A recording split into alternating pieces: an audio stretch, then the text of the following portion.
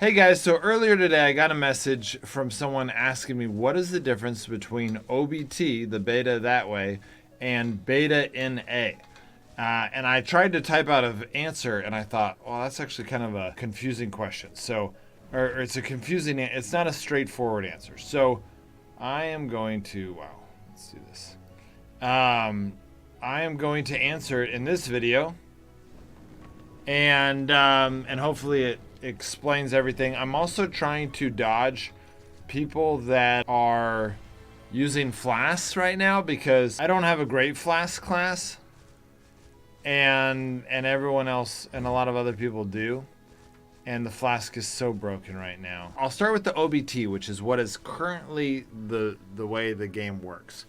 What the OBT for Frostborn is, if you go to Google Play on the Play Store. Here, let me do it real quick. Okay, so here I am at Frostborn.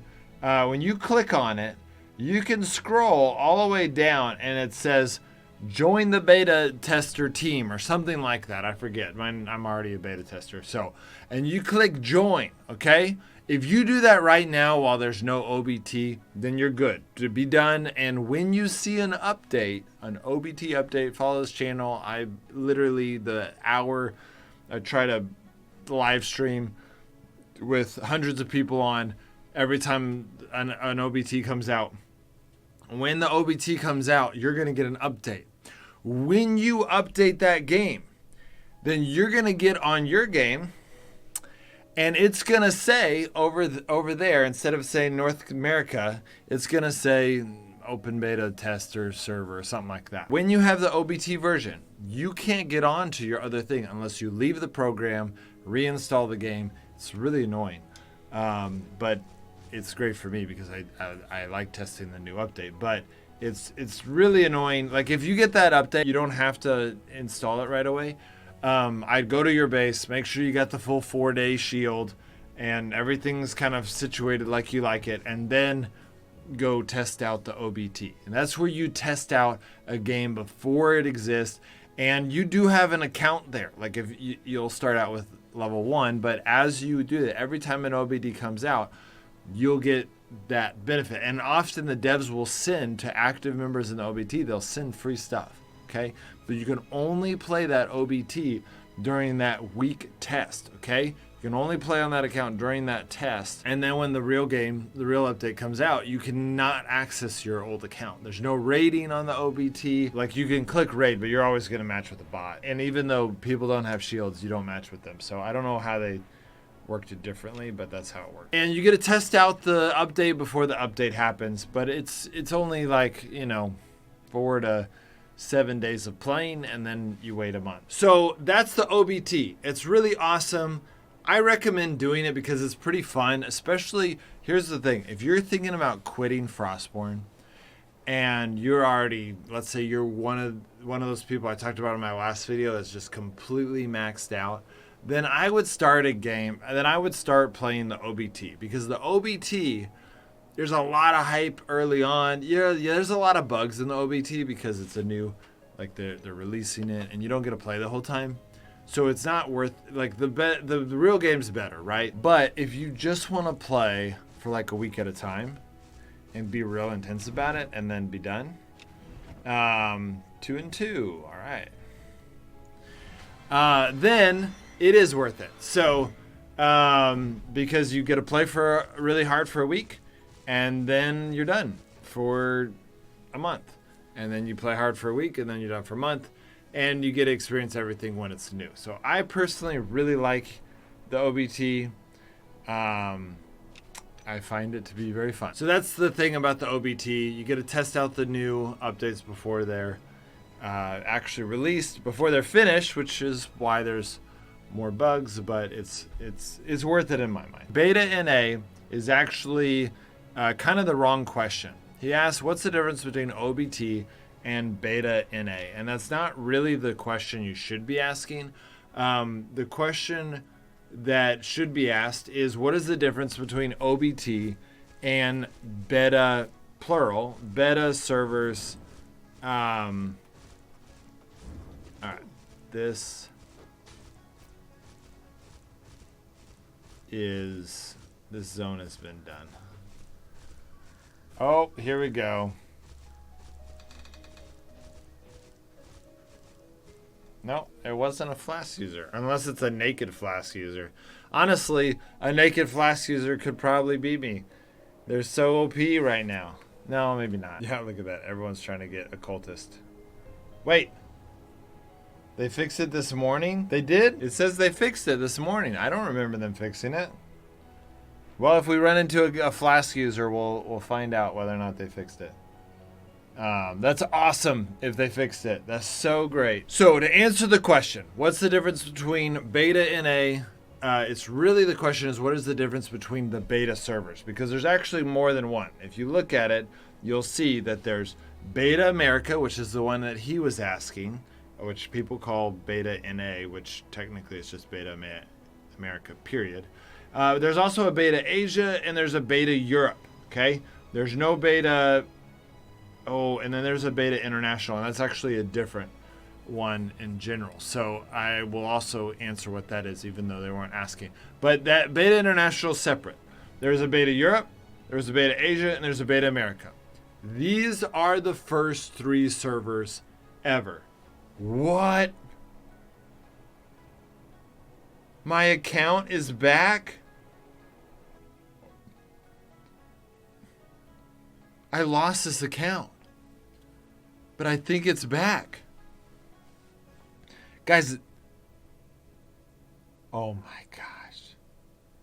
Please tell me my account's back. Oh! Yes! Wait. This is my free-to-play... Free-to-play Forza should be on my...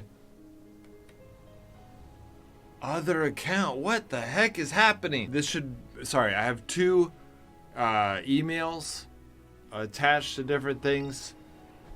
And it's... This... Everything's messed up. This doesn't make any sense. So...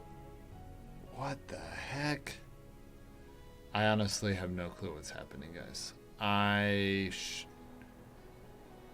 Okay. Anyway, sorry. Got distracted there. So Beta America, Beta Asia, and Beta Europe are the first Frostborn servers ever. They existed back when Frostborn first was in closed beta, like the whole game was in closed beta. There was no way to play it unless you either had the devs personally enable it for you on Google Play, like I did, or you had to like VPN to Australia or something like that. I don't forget which country it was. And so we played, this is before the secret beta. Okay, so in the secret beta, those servers don't even exist anymore. My character in the secret beta, I'll show you some footage of it sometimes in my videos. That server just disappeared and we had to start over. Beta America, Beta Asia, and Beta Europe were the first ones that came out when the game was, when we were allowed to talk about the game. Back then we had to keep it a secret. Those servers went through a lot of things that honestly, it's the reason why the game was closed. Duping was very common back then. People would just have unlimited of everything. There was all kinds of things that people would do that kind of ruined those servers. When they globally released Frostborn, the players were upset that they were going to get rid of the beta servers. So the Frostborn devs said, you know what, we will keep those servers so that you can have your old progress. And I don't know if they regretted their decision or not, but basically they definitely didn't promote the servers. If you join a new game, you never join in the beta because they're old servers. They still have remnants of old servers. Like back then when we played in Beta America, there was, or beta, any of the betas, there was a massive chest right here. You could build a massive right away. You didn't have to build one and then upgrade it and then upgrade it and then upgrade it and upgrade it. You just built massive. So no one built anything else. And it was a lot cheaper to do it that way. Everyone had lots of massives. And then with all the duping, it just made the economy really messed up. So the beta, all 3 beta servers kind of got messed up in the economy of the game. And so that's why they're not as popular. Now, at this point, it's been so long, it's been 2 years, that everything's kind of balanced out. A lot of the stuff that had been duped, you can't keep duping in those servers. It just was old stuff. A lot of it's gone, wasted, deleted, erased, just accounts stopped playing and they got knocked off the raid window. So it's kind of pretty more normal. The only thing that I would say is still common is there's a lot more massives. And there's a lot more, there's just a lot more massives in the game. But that's it. I think that's the main thing that is still remnant from those old servers. So answer the question about what is the difference between Beta NA, which is actually Beta America, and the OBT is that the beta servers, all 3 beta servers, are old servers but they're still part of the actual game. They get the new update at the same time everyone else gets the update. If you're playing in a beta server, you're playing the same game everyone else is playing. If you're playing like I'm playing North America right now, you're getting pretty much the same experience with me. There's less people on those servers. You'll notice high population in North America, high population in South America, low population in Beta America. That's because when you join the game, they're gonna send you one of these other servers. They're not gonna send you to the Beta America. You have to consciously start a new game on the Beta America or Beta Asia or Beta Europe. And so they're the lowest active servers. They're also the oldest servers. So Beta International is a new server that was created so they were about to do a global launch. We all got excited. We're like, global launch is happening in Frostborn. And they're like, just kidding. The game's not ready yet. And then they created the Beta International to appease people. And to say, hey, sorry, but here's a new server you can play on. Okay? And then they released the global 6 months later. That's what Beta International is, and a lot of people played on it and enjoyed the freshness of a new server. And then 6 months later, when we started the new servers, a lot of people migrated over to the new servers. So that's why I couldn't just answer his message. So I'm gonna now send a link to this video over to Zerish and say, hey, I answered your question with a whole video to explain what happened. And then when global released, guys, all of these other servers were released at the same time. North America, South America, main Asia, China, East Europe, West Europe, CIS, and then the Europe, America, and Asia International all released at the same time, with the global release in October 18th, which is my birthday in 2020. Which actually is coming up here soon.